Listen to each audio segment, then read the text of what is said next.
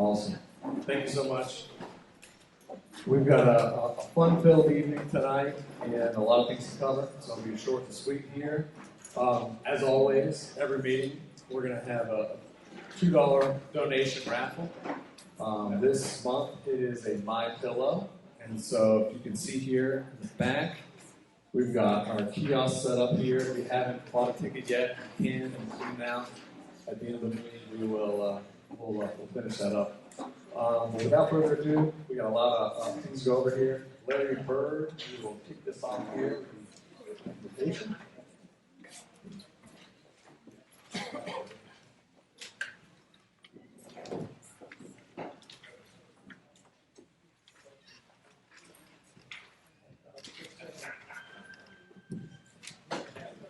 You guys thought we were going to play basketball, right? Good evening. Let us pray.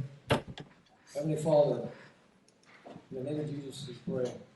We ask forgiveness for our sins. We thank you, Lord, for our founders who created the Constitution with righteous and ethical government as a focal point. We ask that you saturate this meeting with unity and great communication and listening skills. We ask that we respect one another. We ask you to anoint and bless the leadership of the York County GOP. We also ask you to bless the members and guests that are present this evening. We ask you to bless the public office holders and also the people who plan on running for office. We ask you, Lord, to saturate them with righteousness and ethics and the will to do the right thing, even under pressure and with the influence of money. Also, Lord, we ask you to console and minister to people in Maui and Florida and other areas who are reeling from storms and hot weather. Thank you again, Lord, for your forgiveness and guidance. I've got a scripture I'd like to read, Romans 12, 14, and 21. Bless those who persecute you. Bless and do not curse. Do not be overcome by evil, but overcome evil with good. In Jesus' name we pray. Amen. Amen. Hallelujah. Larry is going to lead us in the Pledge of Allegiance and the Republican Creed. I just want to thank each and every one of you for being here. It's because of people like you that want to get involved and make a difference in our county, in our state, in our nation, that we are making a difference. And thank you for each one of you. And you know, our nation is not perfect and it has its issues, but still this nation is the greatest nation on the face of this earth. So let's all say the Pledge of Allegiance together, please. I pledge allegiance to the flag of the United States of America and to the republic for which it stands, one nation, under God, indivisible, with liberty and justice for all. And if we could also repeat the Republican Creed. I do not choose to be a common man. It is my right to be uncommon. If I conceive opportunity, not security, I want to take the calculated risks to dream and build, to fail and to succeed. I refuse to barter incentive for gold. I prefer the challenges of life to guarantee security, the thrill of fulfillment to sail calm utopia. I will not trade freedom for deficits, nor my dignity for a handout. I will never cower before any master, save my God. It is my heritage to stand erect, proud, and unafraid, to think and act for myself, enjoy the benefit of my creations, to face the whole world boldly and say, I am a free American. Thank you all.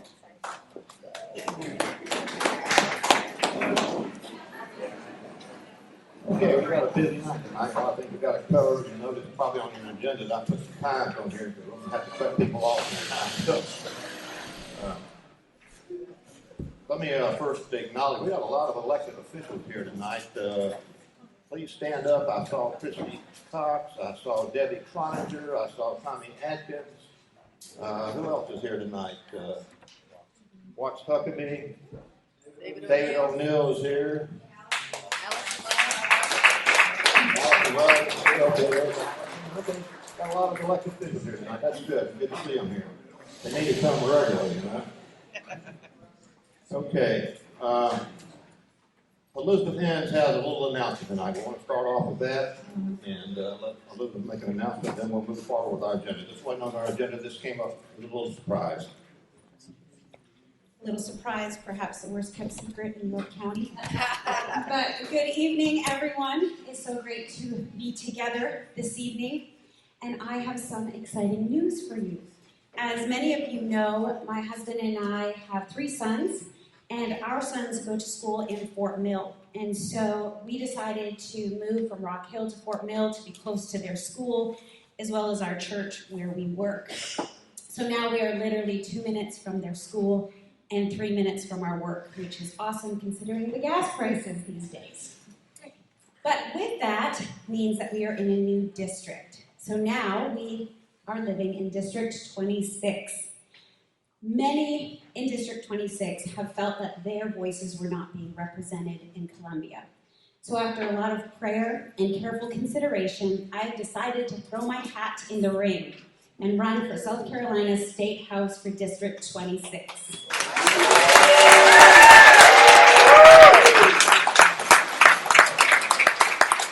Now, for those of you who aren't exactly sure where that is, it is north of the Catawba River, east of the 77, and goes all the way to Sugar Creek, which is the Lancaster County line, and of course, the North Carolina state line. Many of us feel so strongly that we need to actually see change in our communities, and that means change in Columbia. We are working to strengthen our school boards and clean out our libraries, but we need support from Columbia as well. We need representation that will vote in our favor on non-election years. We need representation that will vote to eradicate wokeness and DEI from our classrooms and hold people accountable when they are caught trying to indoctrinate our students. Yes. We need to protect our girls in their private spaces like restrooms and locker rooms. That should be non-negotiable, and no matter what people tell you, that is happening here, it is happening in our Fort Mill schools. And that is not, there's just no excuse for it. We can't allow that. We need to protect our girls. We need someone to vote against increasing the budget by earmarks for nonprofits and things like horse racing and food festivals. We need legislators willing to go to bat for our children and protect them from dangerous gender reassignment surgeries and sterilizing drugs. This is not something that can wait or be pushed down the road. This is not something that can be silent. We need to speak up. Children's lives are being destroyed. I am running to be a voice for those who love freedom, who want to see our communities safe and thriving, and our confidence in the election integrity restored.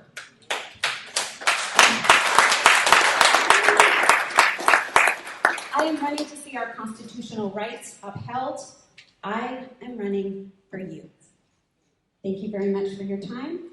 I'm Elizabeth Benz, and I approve this message.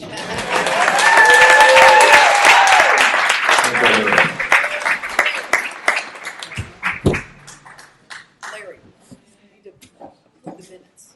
You need to approve the minutes. You need to approve the prior minutes. Denise says we have to approve the prior meeting minutes. I always forget about that kind of stuff. Does anybody have any comments about our prior meeting minutes? They have been sent to everyone. You should have received them. Any comments? We accept them as read. Pardon? I said I move that we accept the meeting minutes as provided. Second? Second. Dave made the motion. Who seconded it? Who was the second? Approval? I did. Okay, all right. You got that, Denise? Yeah. Okay, we got that out of the way. All right, tonight we're going to have Brent Falkenberry, who is running for the Rock Hill City Council. Brent graduated from the University of South Carolina with a BS degree in business administration. He has 2 sons. He's a member of Westminster Presbyterian Church.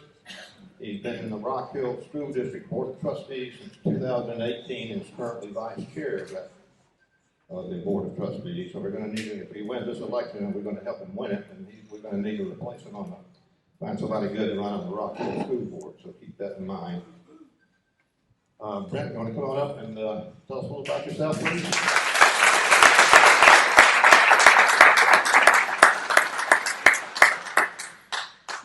So I didn't have a speech, so I'm not going to sound nearly as polished as Elizabeth did, but I do approve whatever I say. I will say. I'm Brent Falkenberry. I've been in Rock Hill for 23, almost 24 years. Got two boys, one's in college, one's in high school. So I've been on the school board since 2018, and in the last election, we got another conservative school board member, and it was a really big deal because we now have a supermajority on the school board, a supermajority conservative school board, for the first time, I believe, ever. So there's a lot of people saying, well, if you run and you win, what happens to the school board? Well, that was a big concern of mine as well, so we dug into it. We actually will get to select my replacement instead of it being a public vote. We get to select the replacement. They would actually serve for the next year until the next general election, and then they would run. So at least for the next year, we know that it won't turn over to the other direction. But someone that runs in a year later will certainly be the incumbent. They will have name recognition. They will have been, holding the seat for a year. So we feel pretty confident, and my seat is at large, so it covers all of Rock Hill, even outside of the city limits. So certainly one of the more conservative seats on the school board as far as just the demographics. But why am I running for city council? Well, I really wasn't planning to run. This wasn't something that I said, hey, I'm going to run for re-election, turn right around and do this rat race again a year later. It really wasn't the plan, but really didn't know Kathy Pender was not going to rerun. I happened to have just moved into her district a year ago, and the person that she's endorsing that's running is very, very liberal. She's a nice lady. Our kids are friends. We're friends with her, but she's not who our city needs. So, one of the people have asked me, well, what are you trying to do different, or what are your areas of focus? One is transparency. I don't think that the community really knows what goes on with the city until they start seeing buildings cleared, or they hear the words TIF or FILO and things like that most of our citizens don't even know what that means. Quick, raise your hand. If you know what a TIF is? So if you look, that's a very small percentage, maybe 3%, 4% of this room knows what it is. It's the way your city actually raises funds or generates funds to do all of their economic development. We are one of the only cities in the southeast that do use that tool, because what that tool does is it actually borrows future tax revenue from your schools and from your county and from your city to pay for funding the improvements that they make to blighted areas. Now, they've done some good jobs with those. If you look at the Lowenstein building, the Knowledge Park area, that's a prime example of what a TIF is supposed to be for. A blighted area that would never get private investment without public dollars being spent to clean it up in this case, to make it usable for the private investor. That is an example of when it works. The Southside TIF that the city approved, and for the first time, I believe, the school board and the county voted 7-0 each to not approve it, but the city went through with it. They're giving their tax dollars to it. It was more of a city beautification project, and possibly, my personal opinion is it might have even been illegal as far as the way they were trying to fund it with an area that wasn't, connected to where the dollars were going to be spent. But anyway, so transparency is important to me on the school board. I don't know if any of you watch school board meetings, if you have nothing to do with 5 hours on a random Tuesday night. But if you've watched them, I think you'll see that it looks very different as far as what we're doing than what we've typically done in the past. Like I said, it's very important to maintain a conservative majority on the school board. I'm pro-business. I'm a business owner myself. Started a business here in Rock Hill in 2013. We do executive recruitment, so a lot of people use the term headhunters. That's what we are. We're not out there killing people. We're looking for talent and basically connecting talent from a company that has a need for an employee, and we go out and find the employee and make that connection so that they can better their career and be a productive worker for the employer. One thing I'd like to do as far as business is streamline that process. I know that it's a bureaucracy in the city, but I've lived it, but I hear it all the time. Getting a city light, getting a license in the city, getting your power on, whatever it is, it's always a hassle. It's never easy, and I'm not sure that it can be, hit the smart button and it's finished, but I want to streamline that so it's easier to do business, especially for new businesses in the city. Also, you know, the growth is, Rock Hill's growing. Fort Mill is pretty much grown out for the most part, not completely, but there's not a whole lot of dirt left. So growth is going to be coming more towards Rock Hill, I believe, in the future, in the near future, but it has to be smart growth. We've got to make sure we can handle it. We can do it without borrowing the money from our future children and the schools and the county and the city. So we've got to be able to figure it out. It's a big issue for me is the financing of the city. I'm not an economist. I know there's some in here that know a lot more about it than I do, but I am going to try to dig into it because we've got to find better methods of financing growth for the city. The TIFs, they're an avenue, but for our city, it's the only avenue they use. Now, I think some of that is they don't want to raise taxes. Well, nobody wants to raise taxes, but how do they get money without raising taxes? They raise your utility rates. So, you know, they're raising the taxes one way or the other. And to be honest, I'm not for taxes, but I'd rather raise my taxes a little bit and let me write that off on my taxes at the end of the year than raise my utility rates and I just have to eat that increase. So again, not saying I definitely don't want to raise taxes, but we've got to find a better way to handle the finances of the city. It's just not, something's not right with the way they do it. And again, we've got some really smart people in the room that know a lot more about city financing than I do. For example, Linda Walker. So she can definitely tell you, she's been educating me too. So I'm learning a lot from her. Another couple things, safety and security. Want to make sure we're funding, you know, our police and first responders, making sure they have the right tools, equipment, technology to keep us all safe, to keep our neighborhood safe. Homelessness, it's a big problem that is growing every day in Rock Hill, especially.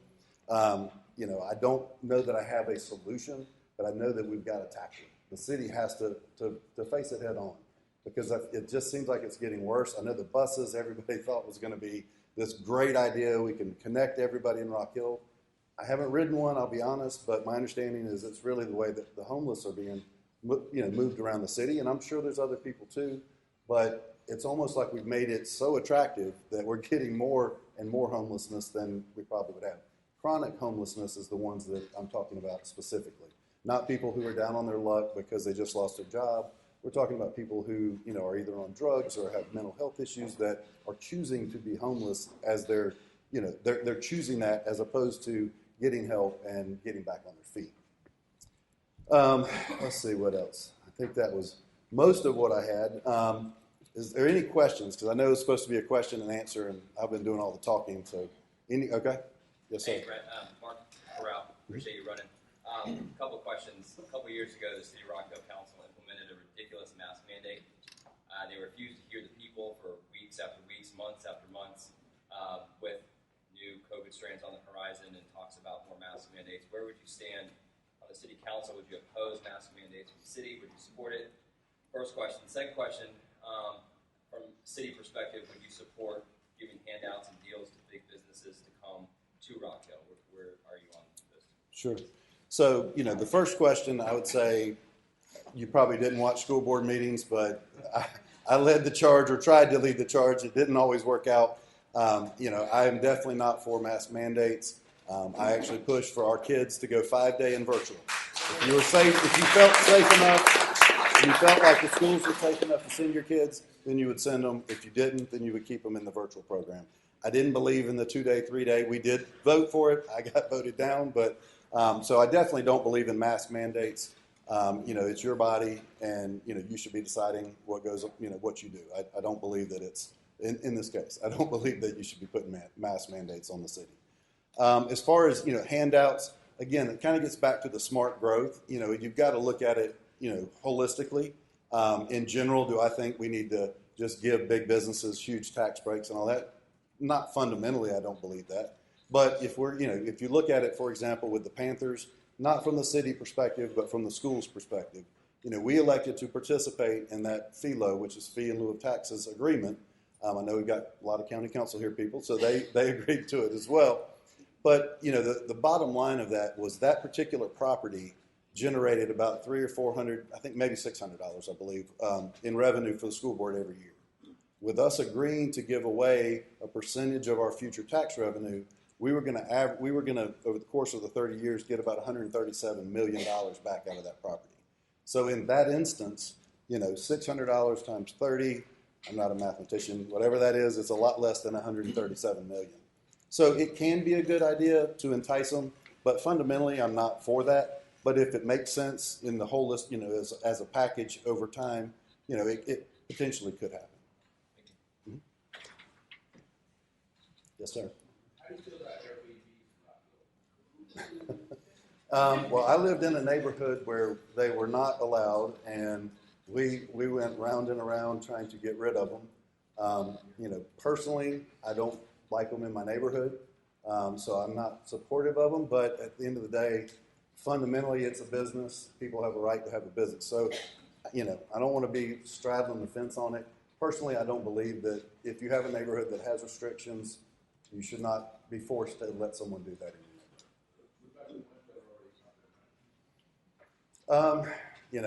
I don't know if they're in a neighborhood where they're prohibited, but if they're not, then, again, I'm not for Airbnbs. I have used them, so maybe a little hypocritical. When we travel, sometimes I've used them, but, I don't know that they're the best for our neighborhoods. You don't know who's coming into your neighborhood. You don't know, you've got kids in neighborhoods. I just don't really think it's the best thing for us. Do what? Well, I think that they're all in one spot. They're not in your backyard. To me, I feel like that's a better option. But again, I haven't really dug into this issue, so I haven't really given it a whole lot of thought other than right now. So, we're good. All right. We're good. So I'm Brent Falkenberry. I did approve this message.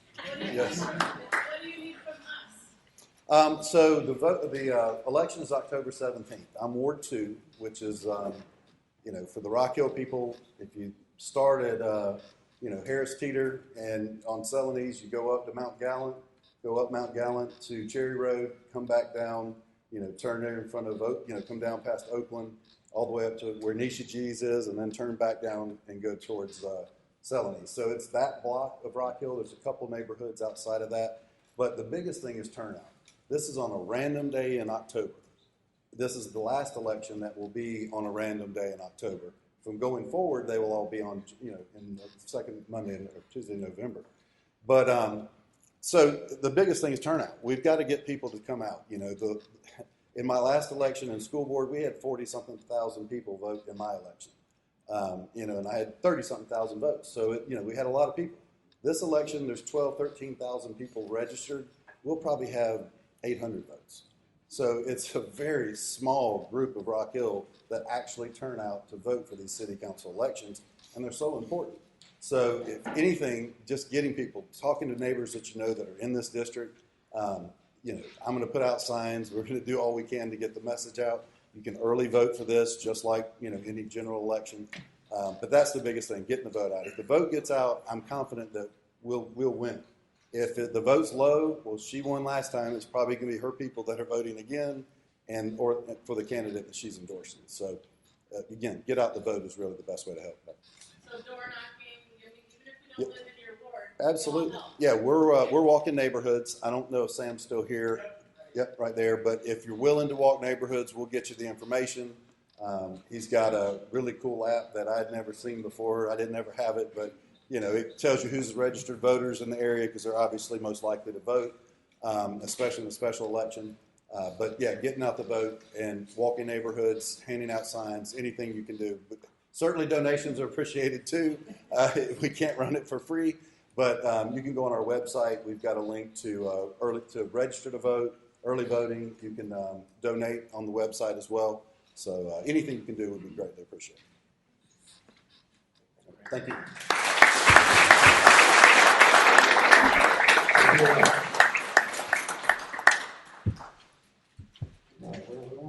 We're doing well. All right, our next speaker is Camden Davis, young man from Winthrop College. I think you're a senior at Winthrop this year? Junior at Winthrop.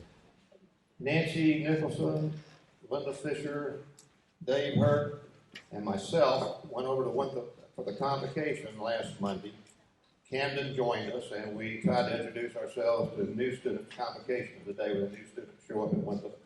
So we had a table there. Unfortunately, we set our table up in the wrong place. We were at the very end, and a lot of students never got to us. But we did sign up a few, and had a good day. It was a little bit hot. Other than that, it was an enjoyable day. Camden, come on up and tell us a little bit about what's going on in Winthrop, please.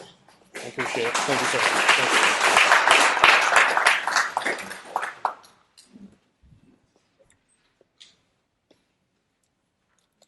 Greetings, ladies and gentlemen. My name is Camden Davis. I'm the the Winthrop University College Republicans Vice President. And tonight I want to talk to you about the political environment on Winthrop campus in the past and what the future may hold for Winthrop University and our great York County in the future. In 1980, history lesson, guys. In 1980, Reagan won the White House in 44 states. However, he won South Carolina by just 1 percentage point over incumbent Jimmy Carter. But in York County, Carter prevailed. I just hate saying his name. Oh my God. In 1984, the Big Dipper won our state with 63% of the vote, however, and our great York County came home to Reagan and the Republicans. Democrats were on the retreat in our state for many years and increasingly barricaded themselves into the cities and the universities. This is evident when we examine the political history of Winthrop since the 2000s. In 2008, recognizing the elite liberal institution as a valuable campaign stop in an otherwise red county, then presidential candidate Barack Obama spoke here to a crowd of young leftists and past their prime liberals. Around that time, the Winthrop College Republicans were holding vigils for the preborn, veterans memorials, and putting on other political events around campus. And every successful event earned the ire of the university administration. In 2015, Democratic candidates Hillary Clinton and Bernie Sanders took part in a presidential forum hosted at University of Winthrop.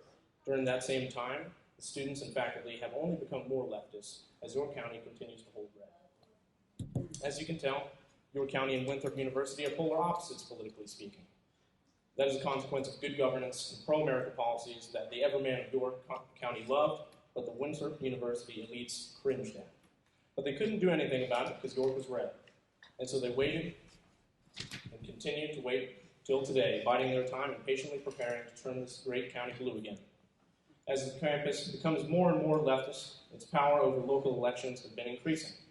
Just this past year, the College Democrats were disbanded after the socialists gutted them from the inside and took all who remained with them back to their own organization, the Democratic Socialists. Now, two of the biggest organizations on campus are the Democratic Socialists and the SAGE, an LGBTQ-oriented group. If you think this county is destined to remain red forever, I suggest you spend a day on Winthrop campus. So what should we do, you may ask? For the answer to that question, we should look to Florida and New College. In early 2023, Ron DeSantis remade New College in his own image and appointed 6 new members to the Board of Trustees.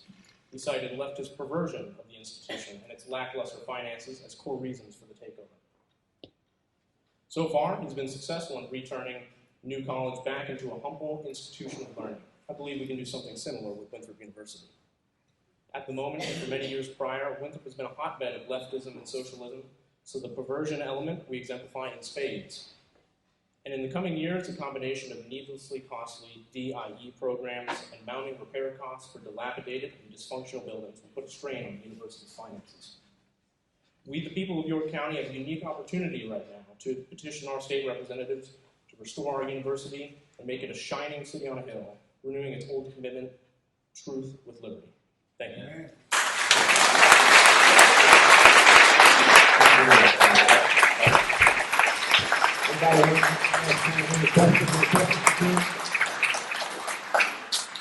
Question?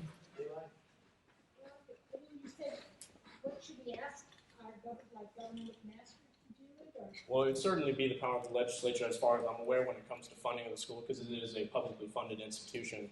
I would say to certainly reach out to your local representatives here in Rock Hill and in York County broadly and ask them and urge them to condition funding on the idea that we need to hold people accountable for letting our club, specifically the Winthrop College Republicans, have cultural events when we try to offer them up. We've been stymied a lot in that process, as well as trying to hold speakers. We're trying to hold a political forum as well, and those things have certainly been slow-walked when it comes to the university, ostensibly on our side. Not necessarily, and that's just the tip of the iceberg when it comes to this campus. It seems to me like we also get less than deferential treatment when it comes to tabling we always get put at the back, and that's just the start of it, because as the election season heats up, as York County becomes more red, it seems to me that Winthrop starts to retreat more, like I talked about in my speech, into his own.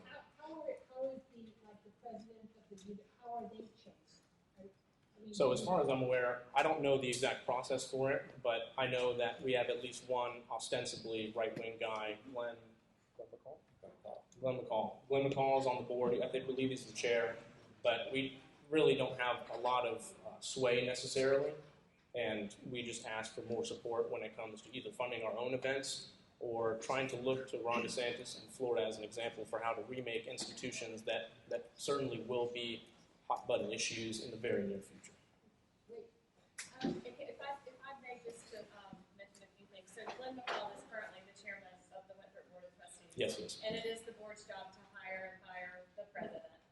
They actually just recently brought in a new president who's doing a great job, but it's an extensive search process. They had an interim for about a year, in order to find the right person. But you actually have, as of about 4 months ago, the most conservative board of trustees that you've ever had. And I do think if you talk to some of them, to include Joel Hamilton, who was on county council, he is now on the Winthrop board. My mother, who's a lifelong Republican, is the vice chair. As you mentioned, Glenn McCall, who is, you all know very well. Rick Lee is a new member of the Winthrop board. You've got Gary Williams, who is conservative. So the look and feel of the board is very different, I would say, within the last 12 months even, than probably, you may not feel the effects yet, but I just want to say. That's certainly probably the case. But I think you made some really good points and some things that people at the board level probably aren't aware of as it relates to how student life might manage your, the table. I mean, it's important, right? So Yes. I think, if you don't mind, I'll share that. I would, yes, ma'am, please. Pass that on, but I don't think all hope is lost, but I will tell you, I think that will get as frustrated with certain things as you might. I agree. Does the board help with his free speech? I mean, yeah, there's most So- universities, you're going to see faculty that are not going to be in these rooms. But I'm trying to be very careful here. But anyway, I just wanted to give you maybe some hope that it's not And I'm very hopeful. continuing Certainly. to feel the way maybe it. And that's why I wanted to come here, because I honestly think we do have a lot of hope, but I don't know if we're going to be able to go far enough. And I see the example that we do in Florida with New College, where he's been able to turn it completely around. Not necessarily that it was awful like it is, so like Winthrop University is awful in any sense, but I think we have a unique opportunity to forge the path through that he took and look at restructuring Winthrop University into something that can truly be a shining city on a hill for our great county of York. Quick question, followed by a comment. You mentioned DEI, so what is the curriculum and what does that look like? Is it pretty prevalent? Is it intertwined in everything? Do they have specific DEI programs you got to go through? What does that look like? So I wasn't able to get a lot of information on that because they like to keep that close to the chest. That's usually something they don't like to advertise, especially after 2022, where kind of the midterms were all about that kind of thing. But what I was able to find is that there are DEI certificates on a lot of the doors, especially in the poli-sci department. That's a very liberal program they have on Winthrop University campus. And it seems to me that as the economy does whatever it's going to do, usually the first things to go are DEI, but I think Winthrop wants to hold on to that kind of thing. And so I think it's really important. So what people may not know is that, and David O'Neill left, but the South Carolina Freedom Caucus did some research to find out how much publicly funded universities are using for DEI programs. I don't know what Winthrop was. And then they attempted to amend our budget to take out that amount of money from each university so that they don't have that fund to. Were they able to amend it? They amended it, but your Republican majority legislator establishment killed the amendments. Every single one of them. So you know that's out there. And we have one delegation, David O'Neill, voted in favor of those. He's gone now. But the rest of our York County delegation voted with the establishment and the Democrats to table each of those amendments. They amended every university, South Carolina, Clemson, Winthrop, all of them. And they're all I see. Yeah, and that's kind of a typical decision. I think the establishment really wants to kind of keep things the way they are, and that's a tragic thing, especially as, at least me, I'm sitting on campus. It seems to me that certainly not getting any redder on Winthrop campus. Obviously, we have the administration on our side, but 9-to-1 faculty ratios when it comes to the actual liberal-like nature of those university staff. And when it comes to that, it's not even necessarily just the staff. It comes down to also a chilling effect when it comes to finding an advisor. So this past year, kind of a little sneak peek, we were trying to find an advisor for our club, and it was hard to do so because a lot of would-be advisors were very scared to advise the club, especially heading into an election year, because they know that they're not necessarily confident that they can keep their jobs and not be harassed. We had a lot of harassment for one of our tablers that came last year because she was harassed all the way out to her car. So it was a pro-life event, and she was harassed out to her car. You look at that, and that there's a chilling effect that has on any advisors that would advise this club, and I think that also plays into it. It's not necessarily just even the staff. So, yeah. How much indoctrination is given to Native America in your college classes per percentage? So it depends, and from what I've seen, at least so far, so I'm in my second year. I'm a junior because of credits, but from the credited classes that I've seen, it's not necessarily open hatred, but I've heard from a lot of my colleagues in the Winthrop College Republicans that it's been kind of a going joke to make fun of the supposed like MAGA Republicans and all these kind of pro-America policies that seem to be pretty common sense for most people, but it's not necessarily outgoing, just because I think she was right. We do have a lot of support, at least in the upper levels, especially as well as the state level. So it's not necessarily outwardly hateful, but if it were different at the university level, I wouldn't be surprised if it became openly hateful.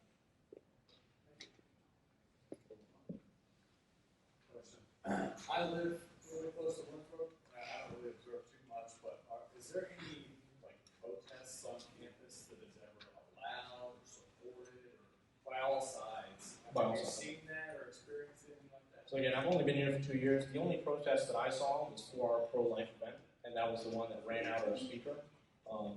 But outside of that, I was in contact with our previous advisor who was here before COVID, and he talked a lot about how a lot of the events that they put on, the university didn't like it. I mentioned it in my speech, and it's kind of the reason why he was essentially forced out. It was Mark Herring. He was the advisor for our college Republicans. So, I mean, there's been some lashing out of the liberal establishment that's been ingrained on campus, but it certainly comes out around election years, for sure. So we're definitely heading into that in 2024.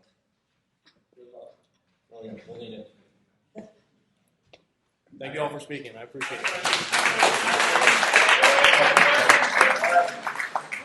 I have a question. Okay. If it's all right. Just curious, thanks for fighting good fight down Winthrop. I'm curious, so I just fact checked this. So Pew Research is saying that in 2022 midterm elections, 7 in 10 voters under 30 are voting Democratic. So something is very attractive about the Democratic Party that's attracting young people, that's not attracting there's a reason why Republicans aren't, I think, the party is very attractive, otherwise I wouldn't be here, but for some reason with folks under 30, 7 in 10, 70% of them are voting Democratic. Is there anything new the Republican Party can think of? Like maybe some issue that's like neither on the Democratic Party radar or on the Republican Party radar, like something new and innovative and novel, something that would resonate with people and be popular that the Republican Party could take up and, perhaps make themselves more attractive to young voters. Well, I'm no policy wonk, but I would say that just the general consensus, at least like in the ethos on campus, is that Republicans are just old. And that's not necessarily a physical thing, it's that these policies, I think the libs have been very successful with controlling narratives on these kinds of things. And so breaking the backs of these media corporations that are able to craft narratives immediately as stories happen, those things really come in handy because young people consume media at an abundant rate that you've never really seen before. And the media is overwhelmingly tilted left. And so you can see why when kids see that stuff first, if they get to them first, it's over. And so I think it's very important for us to be spry on our messaging and make sure that we're not neglecting the internet sphere, because it will be the next battleground for generations that will grow up, and we're going to have to win them back in their 20s, 30s, and 40s. So we need to make sure that we take advantage of them while they're still moldable, while we can convince them of good, true, solid American policies that have been benefiting America since its founding in 1776.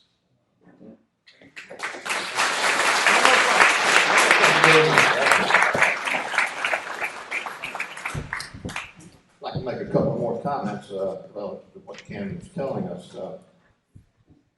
I've been pushing for school choice for many years. I think we need school choice, we need some private schools. But it also occurred to me after a while that there's no point in having private schools if all the teachers are coming out of Winthrop indoctrinated in the left-wing ideology. So we really need to get our legislators looking at our universities and what's going on there. I talked to Wes Clymer several months ago about that, and he proposed a bill at one point to reduce the number of trustees at Clemson from like 50 to maybe 30, and the Democrats immediately shut that down. Most of the trustees apparently are friends of the Democrats at Clemson University. So call our legislators, let them all know that we need to clean these universities up and start with funding. The only way you can shut that stuff down, change it, is you cut their funding off.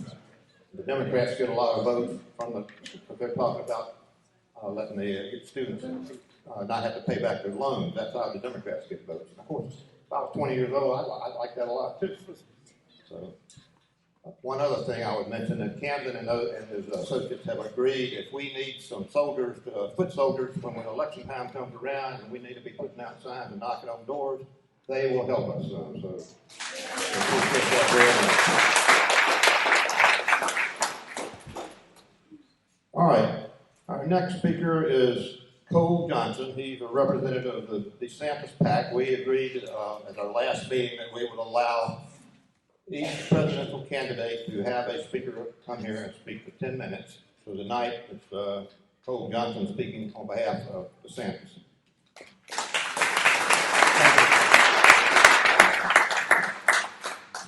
Hey, how are y'all doing tonight? My name is Cole Johnson. I want the Never Back Down PAC for Governor Ron DeSantis. I'm gonna keep this short and sweet, and hopefully have y'all ask me some questions at the end of this. First, I want to talk about education. As we all know, as we've talked about previously in the last couple of minutes, our kids are getting indoctrinated. Parents have no clue what their kids are getting taught. Governor DeSantis sees this, and in Florida, he has changed this by passing multiple bills on multiple levels. Specifically in elementary schools, he has stopped young kids ages from kindergarten to 4th grade learning about sex and gender ideologies. They're way too young to learn about that. I mean, in these crazy ideologies, you cannot tell a 6-year-old, hey, this is what this goes. They don't even know how to read yet. In the college level, DeSantis passed a bill, or helped pass a bill, in which colleges cannot use federal or state money to promote social or political activism. The college's role is to give kids the facts and let the students come to conclusions of themselves, not the other way around. And also, DeSantis knows that in today's age, you don't have to go to college to be successful in America. He passed a bill in Florida which allows a tax break for businesses that will employ apprenticeships. So you don't have to go to college to be successful. He knows that. And now second, the border. The border is a big deal. It's a crisis, with millions of illegal immigrants rushing through our borders, which is allowing the cartel to use weapons, drugs, and then worst of all, humans to go over the border. Governor DeSantis has promised on the first day when he's elected president, he will enact a national emergency, which will allow him to use the full might of the military and send down the southern border to combat the cartels and stop all this illegal immigration. Second, with the border, he's going to stop the vilification of ICE and Border Patrol agents. They get a bad rap, and they're just doing their jobs. He's going to give them a pay raise, more money to them, and he's going to do a direct recruitment campaign directed at military members and police officers to give them a role in ICE and the Border Patrol. And lastly, economics. We all know Bidenomics is not working. Inflation, gas, housing, and food prices are through the roof. DeSantis knows that. And so what he's going to do is he's going to cut the red tape, cut the bureaucracy, cut our taxes. And with just that, that's the 3% growth right there. Just right there, that's 3% growth. He's also make America energy dependent. Finally, no more buying oil from all these countries that are socialist, communist countries. It's back to America. And then lastly, all these bailouts. We all know about the bailouts. DeSantis is against bailouts because American tax dollars should not be paid for failure of these agents, these economic agents and their failures. Again and again, we are paying for their mistakes, and we shouldn't do that.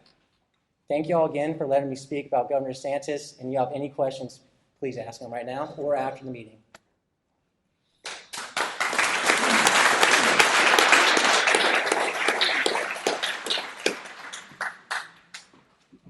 No questions? All right. Okay, thanks, Cole. Thank you. Oh. Yes, sir. Just a quick question regarding nuclear division. Right? I think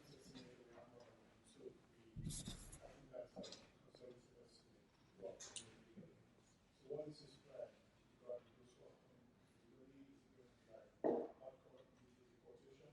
Yes, he's. We can't hear the question.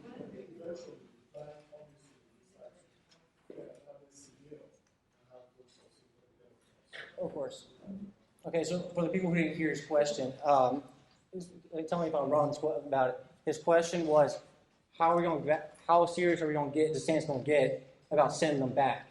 Because right now the policy states is that once they're here, they stay in America. It's that catch and release, and they can just roam around until the court date. And who knows when our court date? It's built back up. So DeSantis is going back to the route of send them back to Mexico.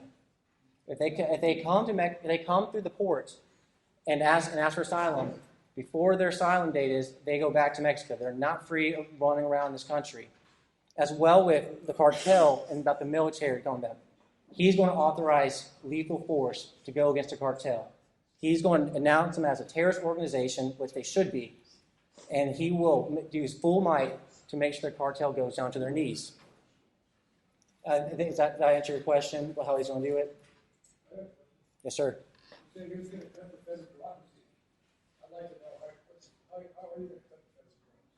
All righty. So he's done that in Florida, which he cuts down government workers, and which in that case, that's government workers are obviously on salary, and they take which comes from taxpayer money. What you'll do in Washington is cut down pretty much useless jobs. I had a chance and honor to intern in D.C., and I will let you know there's a lot of people working who their jobs don't really do much. They kind of sit there and they do busy work. And so that's what he'll do. He'll slim down people. It's pretty much trimming the fat. That's what he'll do. How?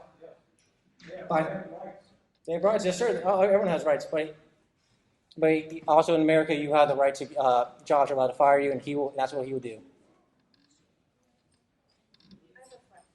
Yes, ma'am. So I hear you talking a lot about what he's going to do, and it seems like those were all Trump's policies. Aside from those energy independence, closing the border, taxes, that stuff all Trump did. What does he plan to do independently? Well, I would say Trump did that kind of stuff, but I would say I wouldn't call them Trump policies. I would say it was Republican policies in general. I think all Republicans are wanting to time the border, tax cuts, that's a Republican value. And I would say Trump did that. Sanders has already done that in Florida. He's done that in Florida. All the bills I've talked about, he's done in Florida. He's cut tax in Florida. He's cut the bureaucracy in Florida, which has saved them billions of dollars. And so, yes, Trump has done those things, but I wouldn't call them Trump policies. They're Republican values, and that's what DeSantis is. He's a true-blooded Republican. Yes, sir. Well, what do you think DeSantis is going to do about the intellectual property theft, the manipulation of currency, the incredibly overuse of poor business practices by China? What's his answer? His answer to China is that he wants to get back to American made. He doesn't want China anymore. No one wants China anymore because, we're in this awful trade deficit with China again, and that's what and his goal is. And after this meeting, I'll get your name, number, so I can give you the exact policies because I do not know and I don't want to give you bad information. But I know for a fact he's going to make sure that whatever's going on in China, it brings it back to America because that's better for everybody. I mean, jobs, money. Yes, sir. Yes, sir. What about Taiwan? Taiwan. Again, I do not know his stance on Taiwan. I have not heard him say anything about that. As well as I said, I'll get back to you about that, and I'll get you on his opinion on Taiwan. Yes, sir. Question. One of the most enduring aspects of the Affordable Care Act, or Obamacare, is that it has done basically nothing to change affordability of healthcare in the United States. We pay 3 times more on average than other economically developed countries for our healthcare, and medical debt is the leading cause of bankruptcy in the United States. There's no price transparency. You go to an in-network hospital to get out-of-network charges by a contractor. Physicians get paid incentives to order more fees, despite that may be good business, but not good medicine, because they may be test labs that you don't really need. Is there any policies that he has in mind to bring up healthcare to rein in the inflation that's driving? As I kind of said, I do not know I cannot give you a real answer about not making them feel comfortable saying that to you. I can as well get your name and number, and I will be sure to ask that question up the chain and get back to you by tomorrow for that. Because that is a big issue. I mean, big pharma is a big issue going on right now, and the vaccine's obviously a huge issue, but also the fact that there are real cures for diseases that are not being produced because it's not money. It's all about money. So I'll get back to you on that answer for sure. Of course. Yes, sir.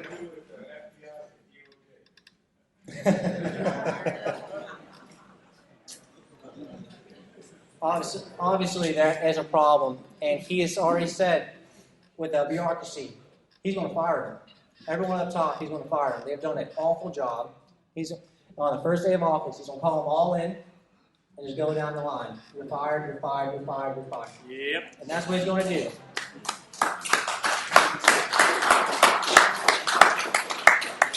Yes, ma'am. Although I don't know who I'm going to vote for in the primary yet, I do want to say that I have really appreciated DeSantis' support of Monson Liberty and parental rights. Yes, ma'am. Well, thank you. He's huge on that. Yes, ma'am.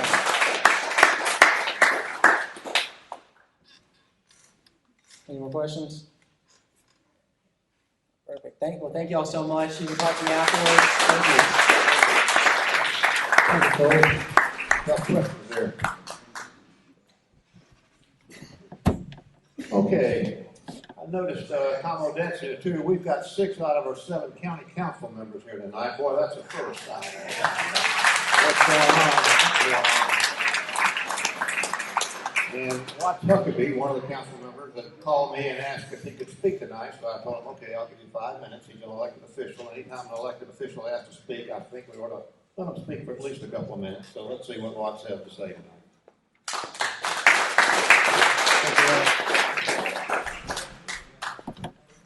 Thank you, Larry. I guess if you guys want elected, if you want elected officials to show up to a meeting, just invite one of us to the podium and everybody else will come.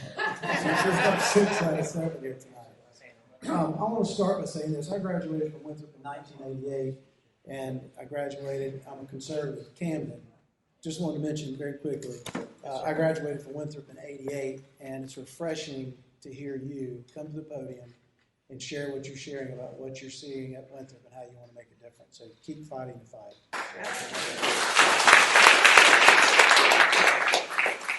Second thing I want to say is, so Brent Falconberry has an election October 17th, right? And the gentleman to the right asked a question a minute ago, October 17th? Yeah, and we'll take sign-ups. Yes, yes, you should. So you asked a second ago, what can we do to make a difference? Well, this is where you make a difference. You got a conservative running for the city council. He really shouldn't ask us, will you help me? We should be asking how we can help him. So I'd suggest that everybody that leaves this room tonight, before you do, you get with Sam or you get with Brent and say, I'd like to help you get elected, because this is a pretty serious position. And then the second thing that will dovetail into what I want to share tonight is this. You look at the left. What's the left done? The left has gotten involved. What's the right done? We haven't really gotten involved. So, we can reduce boards down to smaller sizes. We can make some of those actions. But what we need to do is, on the local level and on the federal level, we need to take an initiative to get people involved at the bottom, at the top, and work our way down till we meet in the middle where the conservatives have a voice again. And that's how we're going to change things. Okay? So I got elected to county council January the 3rd. I'm starting my 9th month, and it's been a journey, and I've enjoyed working with all of the council members. One of the issues we had to deal with was the county board for the library. So our role with the county board is to appoint people to the board. That's really it, right? Now, when you appoint people to the board, if you're a conservative, are you more than likely going to appoint someone to the board that's a conservative? Yes. So there were 10 seats on the library board. There were 7 that were appointed by each council member, and then there were 3 that were at large. So when it was time for me to vote on this issue, I was 2 of 7 that voted against reducing the board from 10 to 7. And here's the reason why. If you got 7 members on council, and arguably 6 are conservative, and 1's a moderate, and you got 10 members on the library board, you're probably going to have 8, 9, maybe even 10 members that are conservative on the library board, right? You should. You should. That is how it works, because we appoint those individuals. So as long as we're doing our job, and you appoint people to the board, then you'll get conservatives on the board, and slowly the board will begin to make a change, right? At our last election, we had some people elected to the county board that I think are going to bring a different perspective to the table. So I just want to share this with you, because this was my logic when I looked at this decision. It had nothing to do with supporting the left and not supporting the right, okay? I'm a conservative, so I want to dispel that very quickly. So June 4th, we had a position open up on the county library board. July 16th, September 6th, July 16th of 2024, July 19th of 2024, December 9th of 2024, and then the last one will be November 18th of 2026. So making the change did nothing to the makeup of the board. The terms have to expire, or either they're vacated, and then council has to appoint. So to me, there was no logic in reducing the board from 10 to 7. We just need to do our job consistently and appoint conservatives to the board. I'll tell you, mine's coming up in July of 2024. I have a conservative that is going to be filling my seat, and this individual is going to fill the seat. They're going to make good decisions that I believe in. They're going to have the ability to work with the rest of the board members. They've got state and national experience working on these boards. So I'm excited about the role they're going to do, not only to push a conservative agenda, but to work with other members of the board to get things done.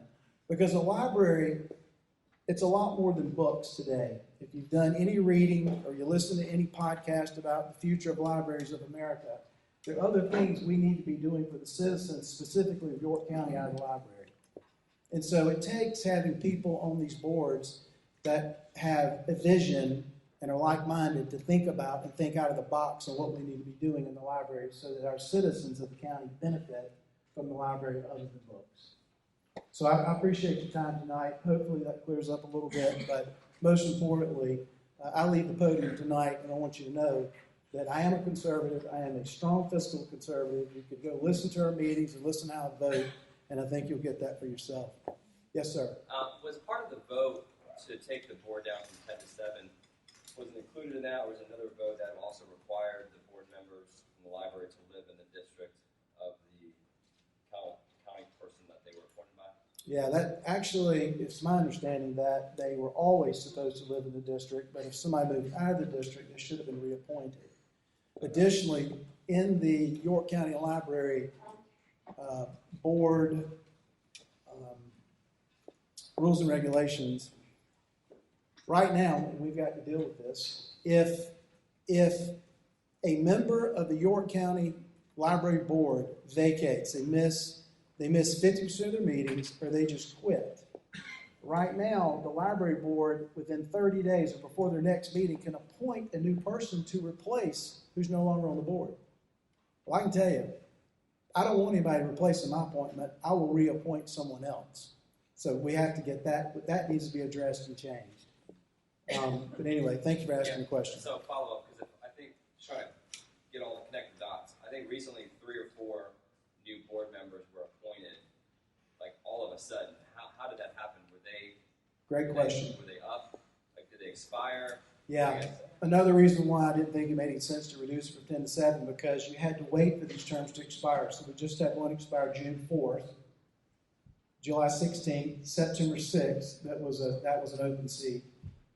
July 16th of 2024 will be one will be reappointed. July 19th, 2024, December 9th, 2024, and then the last one, which will be Tommy Atkins' appointment November 18th of 2026. So he'll get to appoint, unless that seat vacates, he'll have an opportunity to do it sooner. Any other questions? Right here, spots. Yes, sir. So you're telling me you don't have the power to remove somebody that you appoint? Do I have the power to Yeah, remove yeah. someone that I appoint? I really don't know the answer to that question. Well, because if you remember back in 2011, the board fired all 23 members of the museum board in one shot and reappointed 7 more.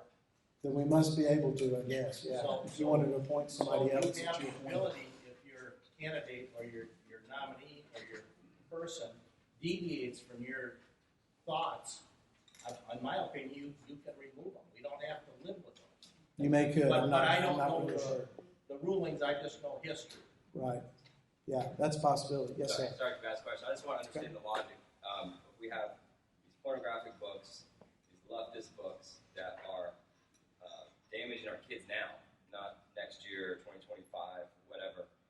And you have an opportunity to have from 10 to 7, knowing that 4 of them can be replaced right away. Potentially, you can get these books removed and protect the children of York County right away. So help me and us understand the logic. Why would you not be supportive of that to Great flip question. the ideology of the board now, not in the future when those are up? Great question. Thank you for asking the question, because I personally believe we have a process to do what we do. It's no different than what I just said a minute ago. If you're unhappy with libraries across America from the national level down, we could go change the rules and have a temporary fix. But if we don't get involved, we're not going to change anything anyway. So ultimately, you have to wait for these terms to expire to replace the individuals that you have. And that just takes a little bit of time, but it gets done, and it gets done, in my opinion, the right way. But didn't they do the process? The process is the board wants to change the makeup, so that is the process, right?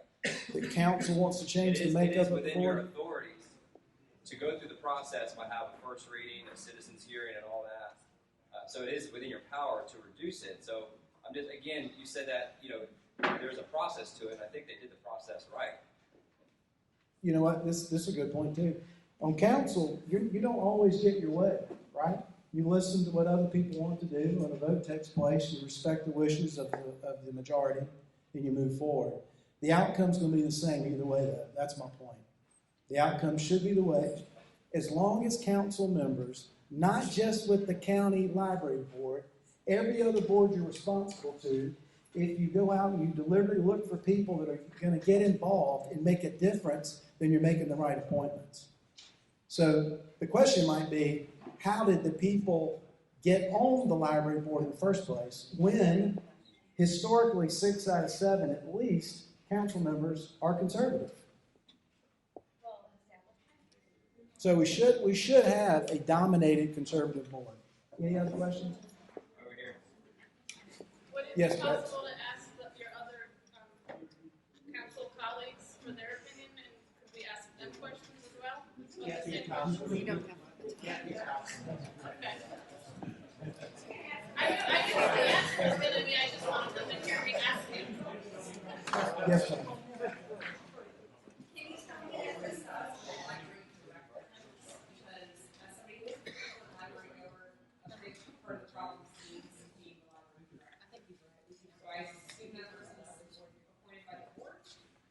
The library director, how is the library, do you know how the library? Library director is appointed by the board. That's one of the, there's two boards in the county. And I'll say this, I agree with Dennis Getter. We do have a lot of council members in here, and so council can't discuss an item because there's a quorum, so we can't, like, talk about this issue. He was the one that's on there. I'll answer this one question. The library board director is one of only two boards in the entire county. There's only two boards in the entire county that are appointed by the county that have special tax funding assigned to it. One is the museum board, one is the library board. So there's only two boards like this that actually have specialty, taxation and representation. That's where the 7-7 works. When it comes to who appoints the library board director, it is that board. Council has no oversight, no ability to change that. That's why the appointment to the board is important. I will say that I think Watt's point about nobody knows and nobody wants to be on the library board. Nobody goes and applies to this. Do you know how many people apply for those slots? 0. Until something like this comes up. That's why it's extremely important that everybody in this room get out there and apply for every board that gets on there, so that we have folks to choose from that are conservative in nature.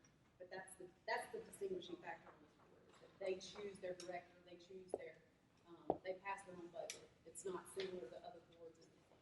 Thank you for clarifying that, Christy. All right, well, thank you for your time tonight. Yes, ma'am? Can I make a comment, please?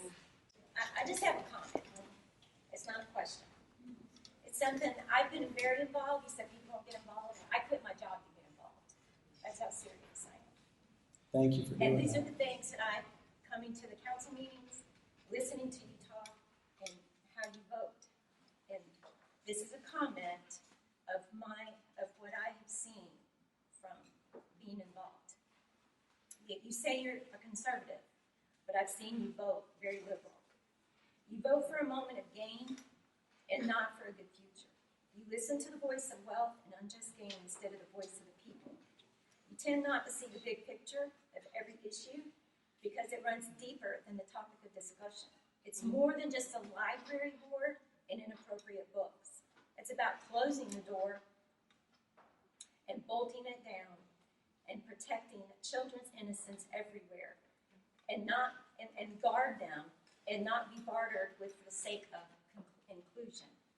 And that starts with fair and just representation at our local levels, not at the national federal level, local levels. And that means you. So make no mistake, for we the people do not fear and we will not back down in this battle to take our country back. And this group of we the people, we understand it starts at the local level. And we understand that children get sacrificed in the midst of our silence. So what I want to see is for you to decide what side you're going to be on. True government that's backed by God, or government politics that is backed by man. So please don't find yourself on the wrong side, because it doesn't go well for people. We've had enough of this. We want true representation, a Republican platform. So don't find yourself on the wrong side, because it won't go well. And for others like you, when it comes time for elections. So this week, we're tired. I've had so many people come to me, like, what can we do, what we can do? So people are getting involved and people are waking up. And it's time for a change, and it does start at the local levels. I appreciate your time.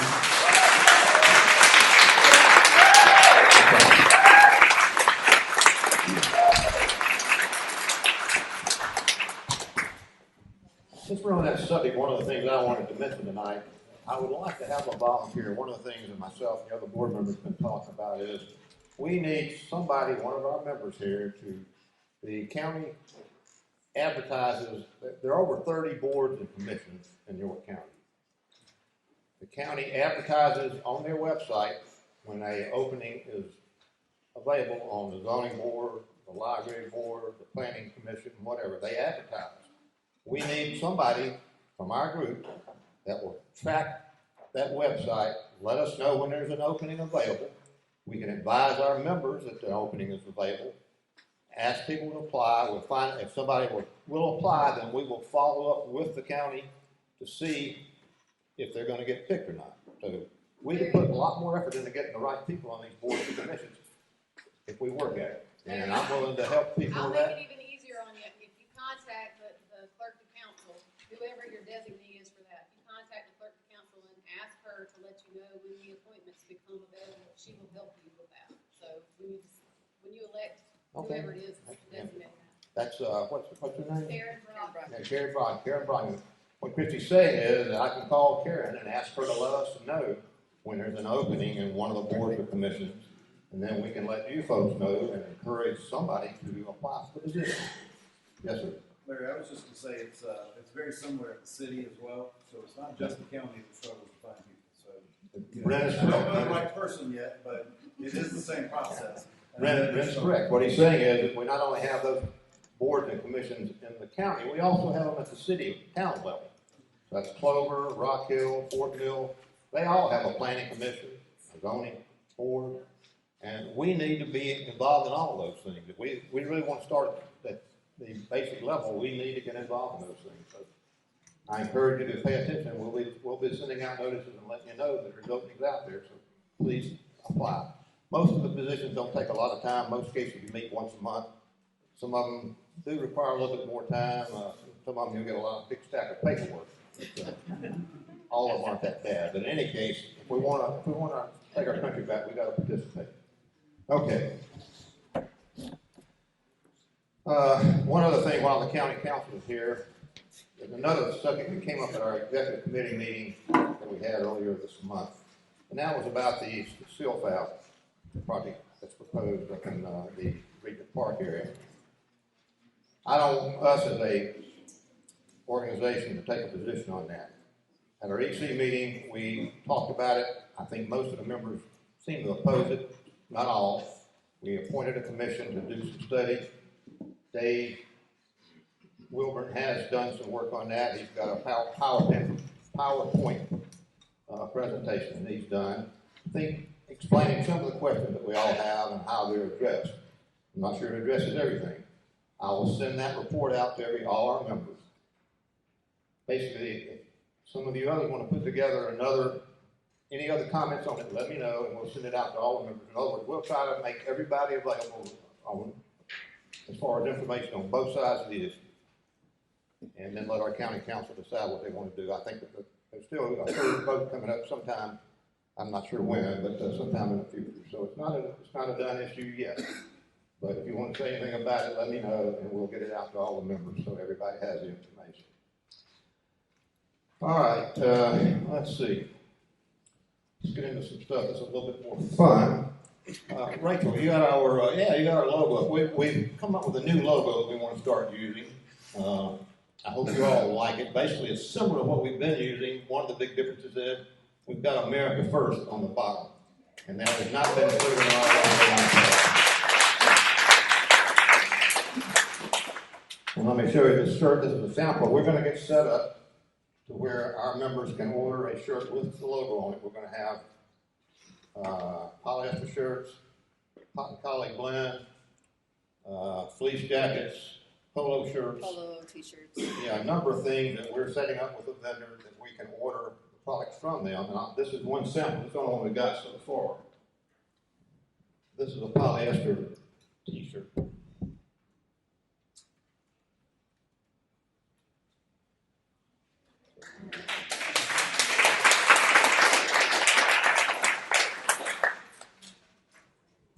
The others that we're going to present, make available, actually have an embroidered logo on the cotton poly. There's going to be an embroidered logo that's about, I think, an inch in diameter. Also, we got hats. We'll have hats available if you can order. So we'll be giving you more information about that later. Nancy Nicholson has been doing a lot of research and work on it. Rachel's been helping her. We'll give you more information. We've got to talk about our plan a little bit more, firm things up, and then we'll be coming out to you folks and giving you an opportunity to buy a York County GOP shirt or hat.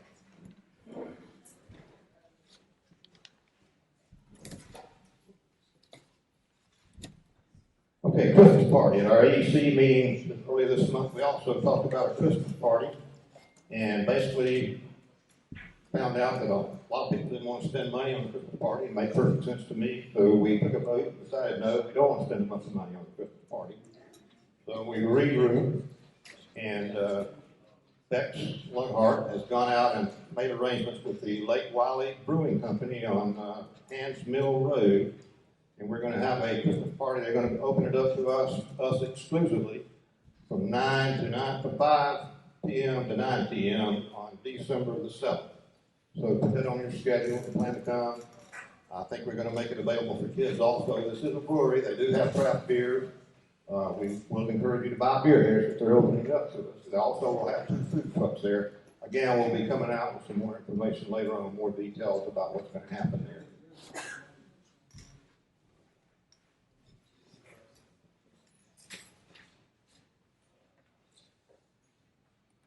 Relative to elections,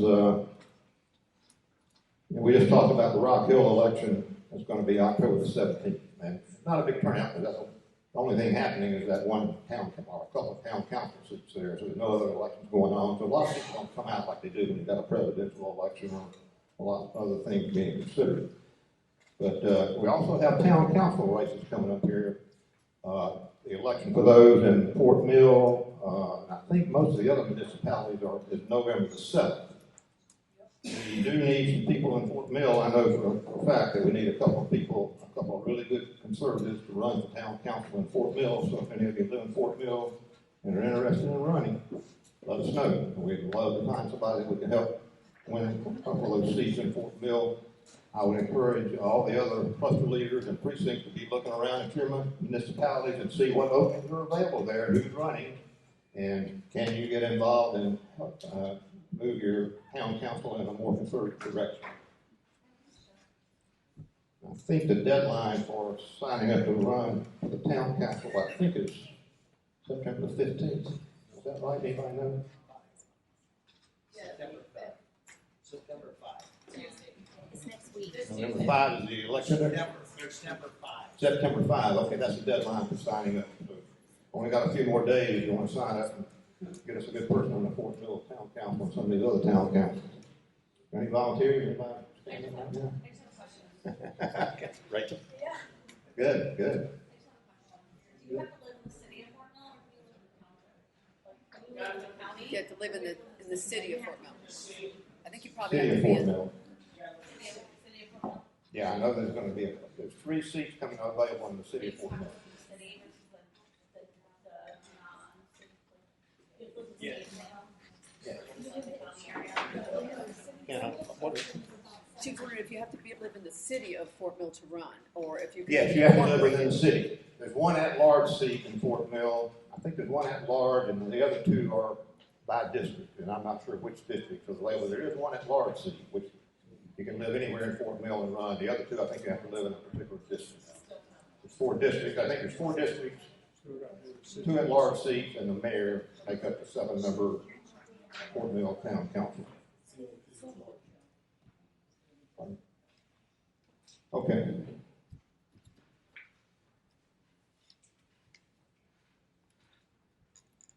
We got things out of order here now.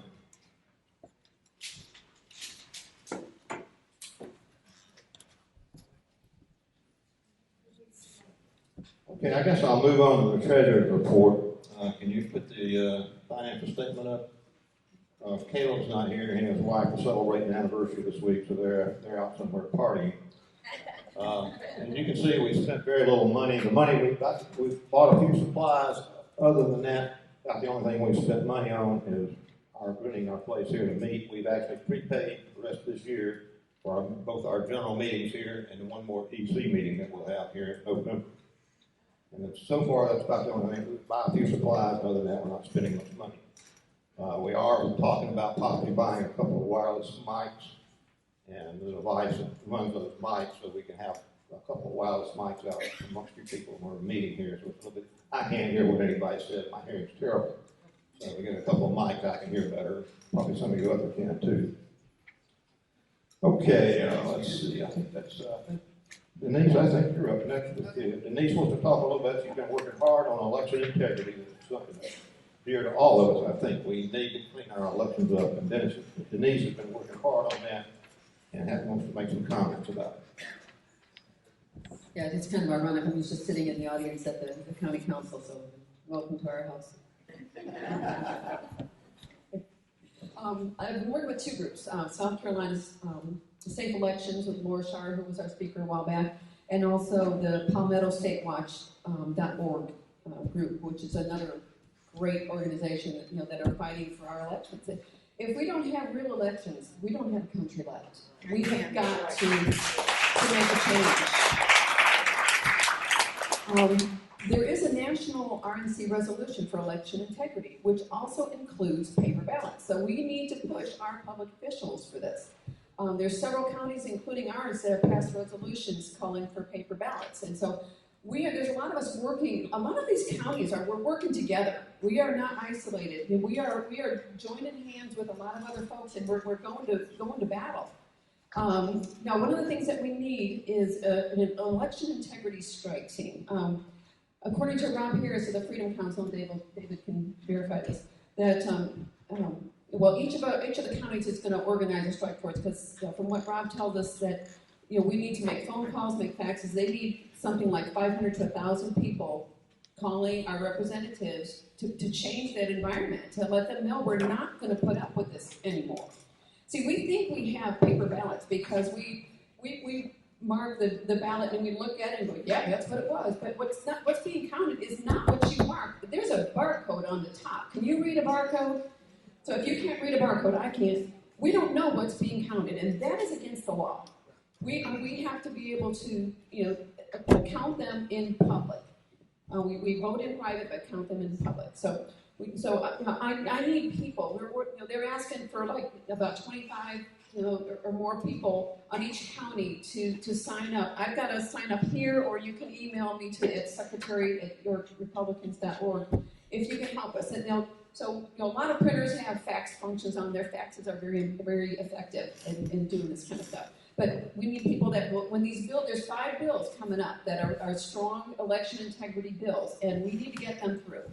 So we need help. We need folks that can help us do this and get this done. Now Laura was just recently, a lot of you know Mike Lindell has really pushed for our election integrity. So Laura was a speaker recently at the Moment of Truth Summit. Now Mike did talk about the plan, which was like a $400 device in every precinct that could detect network connections coming from voting machines to see if they're trying to cheat. But a lot of folks didn't feel that was the way to go that attended there, because we are really the plan.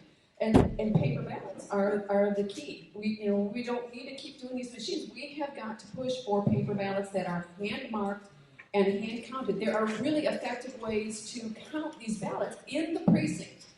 Because right now they're being sent to Spain and counted all over the place. And God knows what you're getting. So we need paper ballots that are hand marked, hand counted. We need to get rid of these tabulators, because there's so many ways to cheat with these machines. So in order to instill trust in the election system, we still need stronger election integrity bills that promote one day of voting, minimal absentee balloting, paper ballots that are hand marked, hand counted, and they're counted at the precinct level. And we need to also re-register everybody in the state and truly clean our rolls and delete and not make inactive ineligible and dead voters. What they do is when people die or they move, they're inactive. Well, if somebody's dead, they're not going to be active again. We need to remove them. That's kind of a trap door to bring them back up. Okay, so furthermore, we've got to have our state officials follow the laws on the books and respect our constitutional powers. The government's job is to work for the people as our civil servants and start listening to what we, the people, are saying. So I encourage you to help some of these groups. Laura Shar is in her South Carolina Safe Elections. She has funded this out of her own pocket. So if you can help her, because she's fighting for us. And so, she single-handedly, she had to do a lawsuit to keep them from throwing away the ballots from our 2020 election. Because after a certain number of months, they can trash them, and she had to file a lawsuit to stop that. And so what's happening is there's lawfare going on, and it's just pushing it on and on and on. Let's see, it's been pushed back to October 9th, and so that's more legal costs. So please help her. If you can help her at the link up here. But she's just at the mercy of the court schedule, and it probably won't go to trial until November. This should have only taken 6 months to do. And then recently, a bunch of us, including me, went down to Columbia to an SEC hearing. Now, I was shocked to see how incompetent and unconcerned our state election commission is. We went down there was over two dozen of us. We filled the room and they had to bring chairs. And they even had a policeman sitting there because we were a pretty dangerous bunch. And the chairman mostly looked at his phone while we did this. Now, the way that the regulations work, they're putting forth regulations, and if you don't challenge them, they become law. And so we came to challenge them. And a lot of them complained, and you've got a lot of people like this. The biggest complaint was on how much it costs to get voter lists. Ours is $2,500 in South Carolina. That's one of the highest in the country. Not the highest. I think Alabama was like $37,000. It was ridiculous. But a lot of places are free or just minimal cost. They have these records. It's their job. And so we're being charged. We're paying their salaries, and we're also being charged to get records when we want good people to run for office, so that they can reach the voters. So a lot of us hammered that real hard on that. And after we went through all these. This was like 3.5 hours. I couldn't stay to the very end, but after 3.5 hours of us testifying and telling, giving suggestions on a lot of these regulations, they said, we get heard. The testimony of all regulations were heard, and then instead of voting on each regulation, the chairman made a motion to vote on them as a block, after which Mr. Nicholson stated that they would have to go back to the drawing board if any substantive changes were made and start the process of resubmitting regulations to the state register. And this was a case of, they didn't even know what the law said. Here's what the law said. It was following the public hearing and consideration of all submissions. An agency must not submit a regulation to the General Assembly for review if the regulations contain a substantive change in the content of the regulation as proposed pursuant to the subsection, and the substantive change was not raised, considered, or discussed by the public comment received pursuant to this section. They didn't even know their own laws because they had discussed it with the public, so they were entitled to change it and make the recommendations that we had done. But no, they just voted as a block.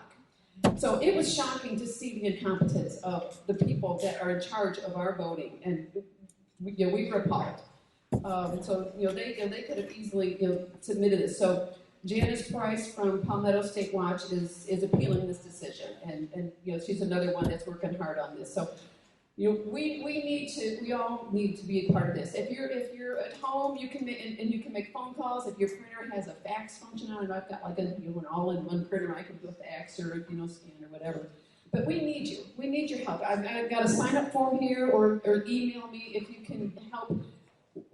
We've got to have an army. If we want to have country, we can't sit on our buns and just let somebody else do it. It's about us. Okay. So thank you all.